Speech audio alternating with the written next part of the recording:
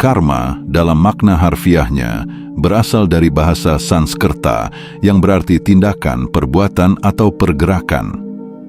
Dalam konteks spiritual, karma merujuk pada prinsip sebab akibat, di mana setiap tindakan baik atau buruk yang dilakukan seseorang akan memiliki konsekuensi di kehidupan ini atau di kehidupan berikutnya, cepat atau lambat, tampak atau tersembunyi.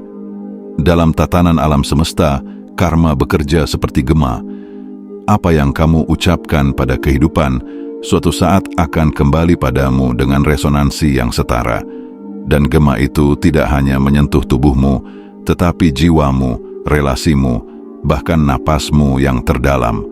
Saat seseorang menyakitimu dengan seenaknya, menghancurkan hatimu, menjatuhkan harga dirimu, menyepelekan kebaikanmu, mereka seakan meluncurkan panah ke langit. Tapi langit tak menelan panah itu. Ia hanya menggantungnya, menunggu waktu untuk memantulkannya kembali. Kamu tidak perlu menjadi algojo. Semesta memiliki cara kerja sendiri, sunyi, lembut, namun sangat presisi. Karma tidak butuh saksi untuk bekerja, karena tindakan itu sendiri sudah menciptakan jejak energetik yang akan berjalan menuju penyelesaiannya. Semesta menghafal luka-luka tak terucap, air mata yang kamu telan diam-diam, dan rasa sakit yang tak kamu balas. Dan ketika waktunya tiba, jika kamu cukup beruntung untuk menyaksikannya, kamu akan melihat mereka, orang-orang yang menyakitimu, mulai mengalami keanehan dalam hidup mereka. Bukan kutukan, bukan kebetulan, tetapi hukum tabur tuai yang sedang menagih hutang. Tapi semesta bukan penagih utang yang tergesa. Ia sabar, namun akurat. Ia menyusun balasannya seperti mimpi buruk yang dilukis pelan-pelan. Dan saat waktunya tiba, mereka akan tahu bahwa tidak ada energi jahat yang benar-benar bisa lolos dari konsekuensi. Inilah 11 tanda karma mulai menghantam mereka yang pernah menyakitimu dengan seenaknya. Pertama, hubungan yang mulai retak tanpa alasan jelas. Apa yang pernah mereka hancurkan dalam dirimu, kepercayaan, cinta, atau kesetiaan, tak akan hilang, hanya berpindah menjadi bayangan gelap yang membayangi kehidupan mereka sendiri. Orang-orang yang pernah menyakitimu akan tiba-tiba mengalami hubungan yang memburuk. Suami yang berselingkuh, istri yang dingin, anak-anak yang bengal, atau sahabat yang menusuk dari belakang. Tidak selalu heboh, tapi remuknya sunyi dan terus-menerus. Seperti retakan halus pada cermin yang membesar setiap malam. Tanpa disadari, mereka mulai merasa sendirian di tengah orang-orang yang katanya mencintai. Semakin keras mereka mencengkeram cinta, semakin cepat cinta itu luntur dari genggaman. Mereka menduga orang lainlah masalahnya, padahal itu adalah refleksi dari apa yang pernah mereka lakukan padamu di masa lalu. Semesta tidak butuh cambuk api.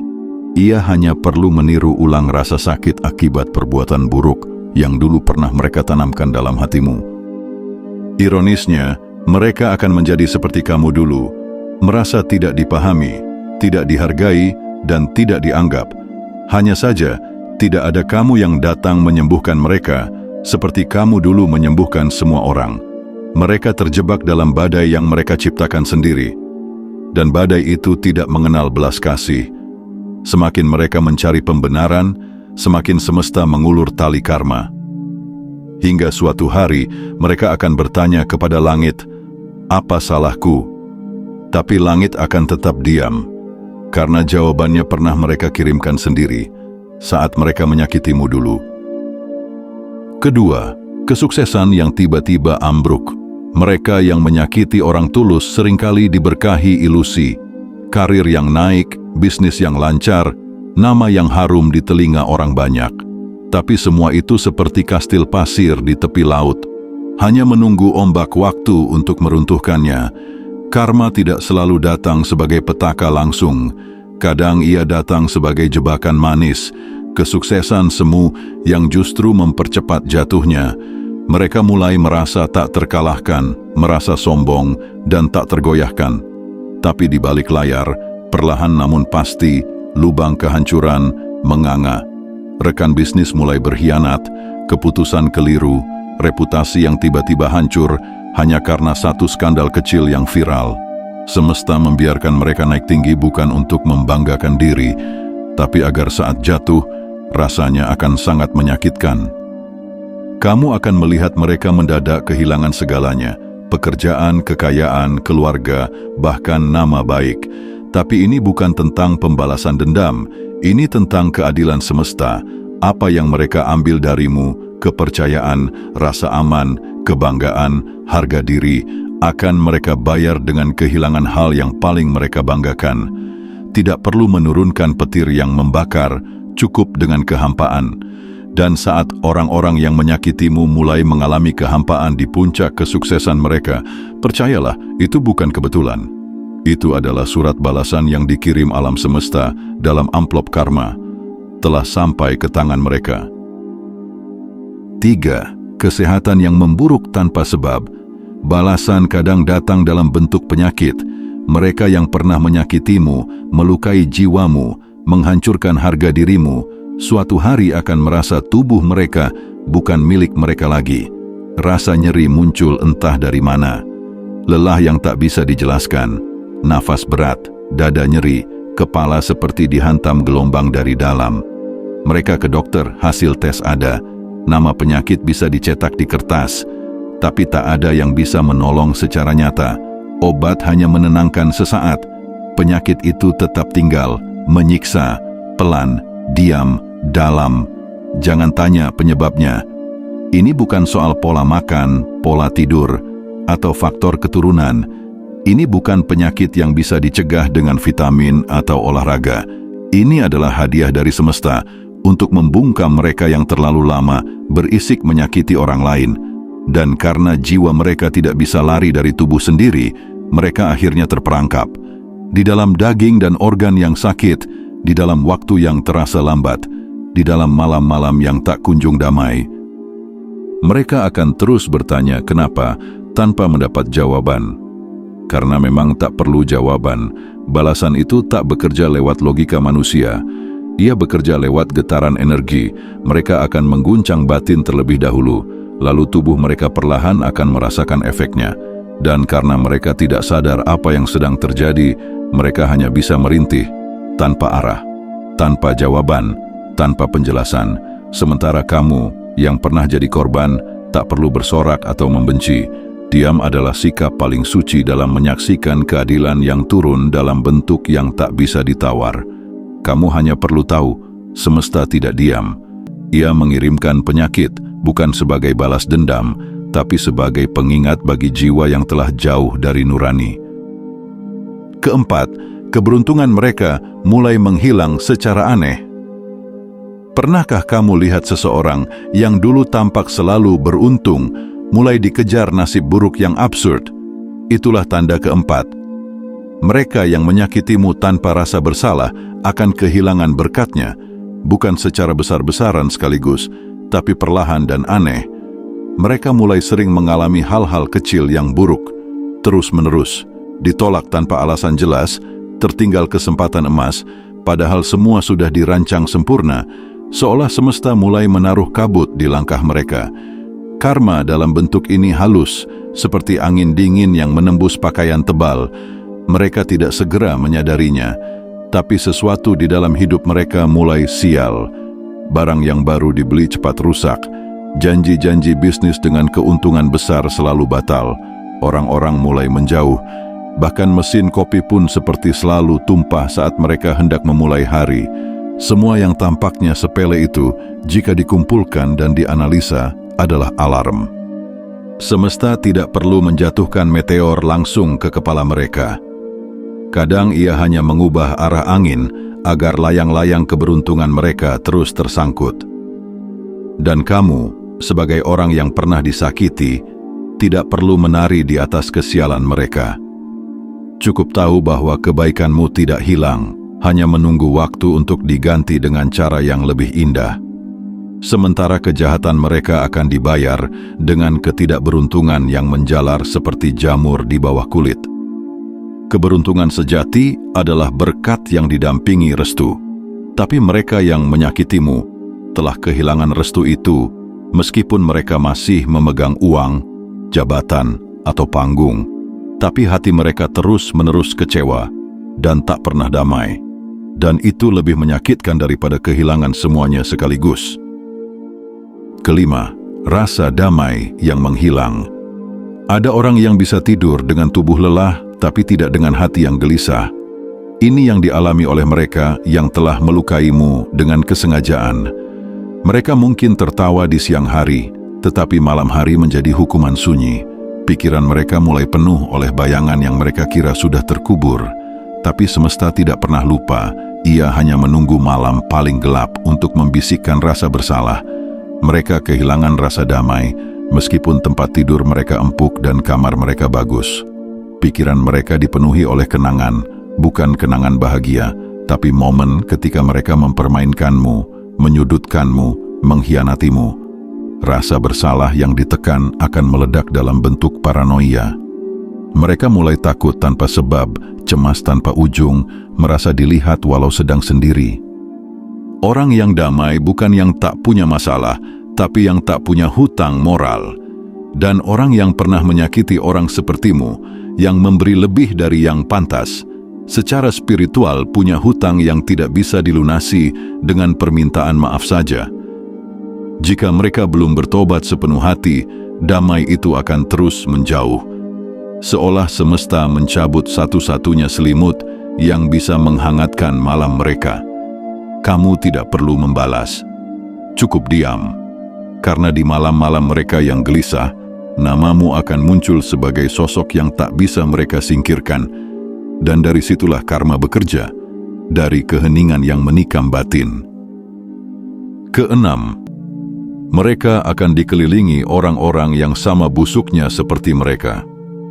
Apa yang mereka lakukan padamu, semesta akan bayarkan dengan menghadirkan orang-orang yang melakukan hal sama pada mereka. Mereka pernah mengkhianati, lalu kini dikhianati. Mereka pernah mencurangi, lalu kini dicurangi. Mereka pernah mempermainkan hati, lalu sekarang dipermainkan balik oleh orang yang lebih lihai. Dan semua itu bukan kebetulan, itu adalah hukum Gema. Apa yang kamu teriakkan ke tebing, itulah yang kembali. Sialnya, mereka akan merasa seolah seluruh dunia tak bisa dipercaya. Mereka mengutuk dunia yang jahat, tanpa sadar mereka hanya sedang memandangi pantulan dirinya sendiri. Orang-orang di sekeliling mereka adalah cermin. Semesta tidak mengirimkan musuh, melainkan kloning dari jiwa mereka sendiri. Dan luka yang mereka terima kini lebih perih, karena mereka tahu rasanya disakiti, tapi tidak bisa marah. Karena diam-diam, mereka sadar, ini seperti yang dulu kulakukan pada dia. Kamu tak perlu hadir untuk menyaksikan kehancuran mereka. Tapi jika kamu kebetulan melihat mereka disakiti oleh orang yang dulu mereka percaya, jangan merasa puas. Rasakan keadilan itu bekerja secara diam-diam, karena sejatinya keadilan semesta tidak pernah gagal. Hanya kadang perlu waktu agar pelajaran itu bisa benar-benar masuk ke kesadaran mereka. Dan dari semua jenis balasan, yang satu ini benar-benar menusuk. Saat mereka tidak bisa marah pada perlakuan buruk orang lain, karena hatinya tahu dia sedang menuai sesuatu yang dulu pernah dia tanam sendiri. Ketujuh, kehancuran finansial. Ketika seseorang menyakitimu tanpa rasa bersalah, semesta punya cara paling sunyi dan menusuk untuk mengingatkannya, yaitu mencabut stabilitas finansialnya. Tidak dalam bentuk kehilangan mendadak yang dramatis, tapi perlahan, seperti bangunan besar yang pondasinya dimakan rayap. Mereka mungkin masih kelihatan punya uang, tapi uang itu seperti air di keranjang, cepat habis, sulit dikendalikan. Bisnis mereka mulai stagnan, investasi gagal. Rezeki yang dulu mudah datang kini terasa mandek. Bahkan ketika uang datang dalam jumlah besar, selalu disertai dengan masalah lain yang membuatnya harus mengeluarkannya lagi dalam jumlah yang lebih besar. Mereka kejar penghasilan, tapi pengeluaran datang lebih cepat. Dan lebih sakit lagi, kadang mereka kehilangan uang bukan karena bodoh, tapi karena dikhianati oleh orang yang mereka percayai sepenuhnya. Inilah balasan brutal dari semesta.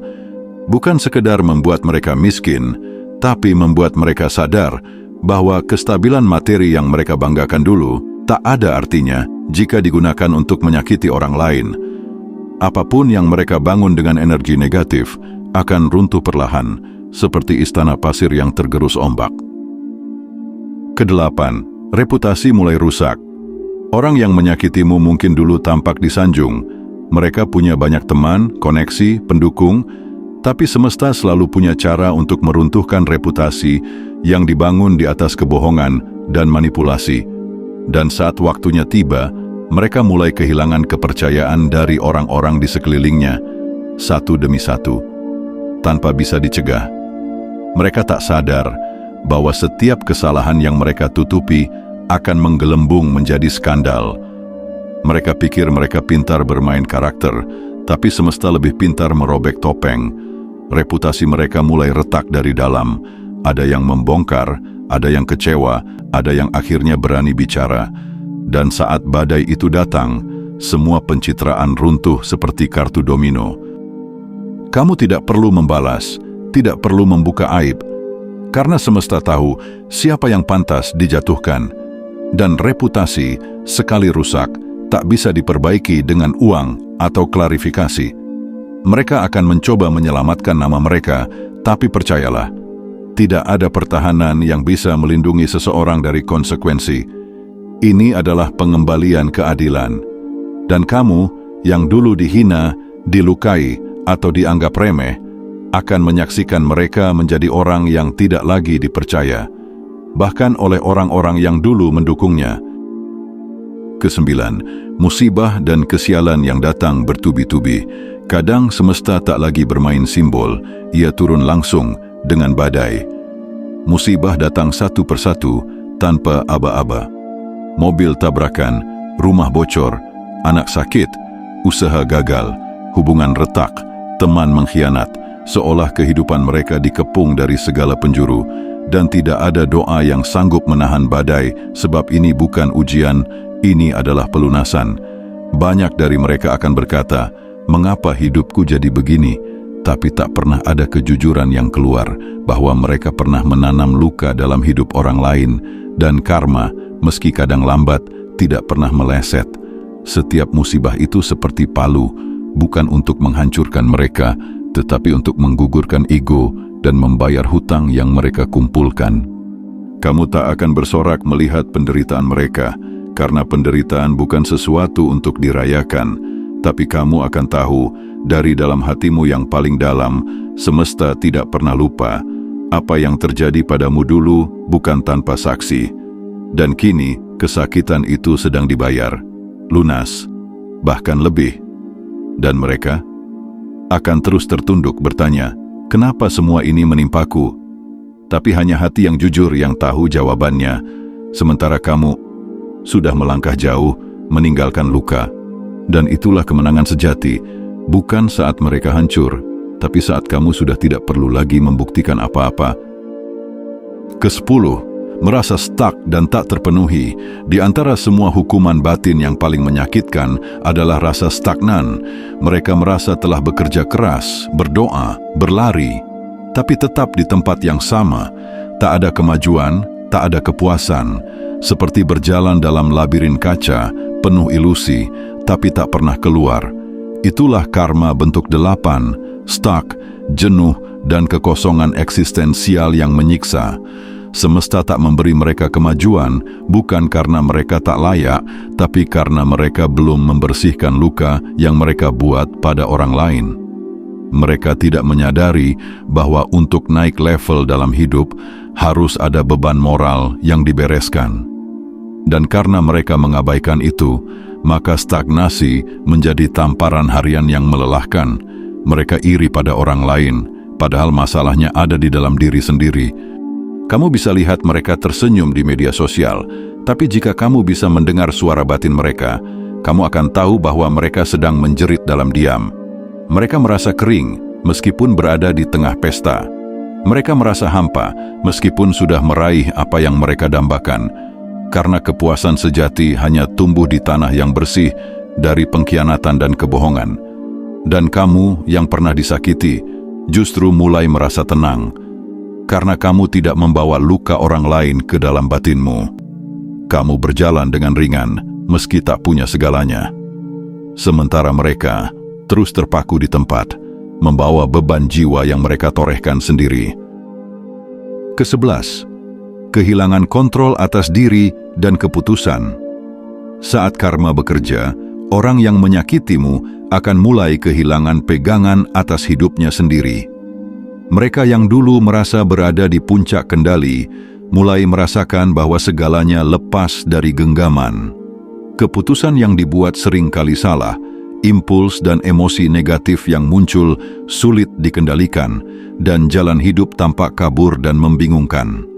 Ini bukan sekadar kebetulan atau hasil dari ketidakmampuan, melainkan efek dari energi karma yang menggoyangkan fondasi batin mereka.